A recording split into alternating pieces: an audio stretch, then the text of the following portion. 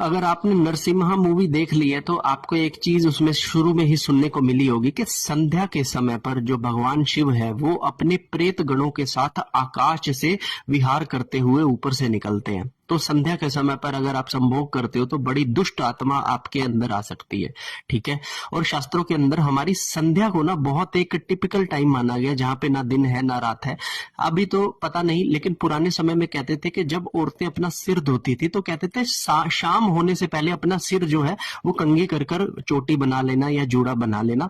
शाम होने पर कहा जाता था कि सोते नहीं है, दो पैर जुड़ते हैं तो इस समय पर सोया नहीं जाता है। शाम होने पर कहा जाता था कि घर में कभी झाड़ू पोछा नहीं करना चाहिए। तो शाम होने पर यह भी कहा जाता है कि कभी दरवाजे की चौखट पर कभी भी किसी महिला या पुरुष को नहीं बैठना चाहिए। तो ये जितने भी नियम, जितने भी बता रहा हूं मैं आपको, ये शब्द हमारी संध्या से जुड़े हुए हैं। तो संध्या में ऐसा क्या है जो इस तरह की जो चीजें हैं वो बोली जाती हैं हमारे पुराने देहात के अंदर, गांव के अंदर, प्राचीन भारत के अंदर इन चीजों का बहुत ज्यादा बोलबाला रहा है। तो आपको मैं सबसे पहले बता देता हूँ कि दो चीजें हैं इस वर्ड के अंदर। पहली होती है दिनाचर। दिनाचर मतलब कि हम जैसे लोग, चिड़िया, तोते, कुत्ते, बिल्ली, जो दिन के समय पर चरते हैं। ठीक है।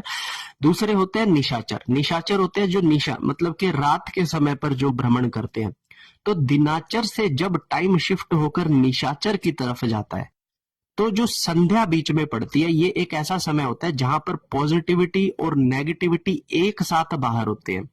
तो ऐसे में कुछ कर्म जो अभी मैंने आपको बताए वो करने से आपको मना किया जाता है। जैसे झाड़ू नहीं लगाना घर के अंदर, चौखट पर नहीं बैठना, बाल खुले नहीं छोड़ने, है ना, खाना संध्या होने से पहले ही, सूरज डूबने से पहले ही खा लेना है। क्योंकि जब दिनाचर और निशाचर एक ही समय पर बाहर निकलते हैं तो बहुत ज्यादा द्वंद होता है। ऐसे में शत्रु एनर्जी जो होती है वो आपका सर्वनाश करने के लिए आपके ऊपर हावी हो सकती है। नेगेटिविटी के आप लोग शिकार हो सकते हो। तो इसीलिए आपको बोला जाता है कि संध्या के समय पर ये सारे काम नहीं करने हैं। हर हर महादेव।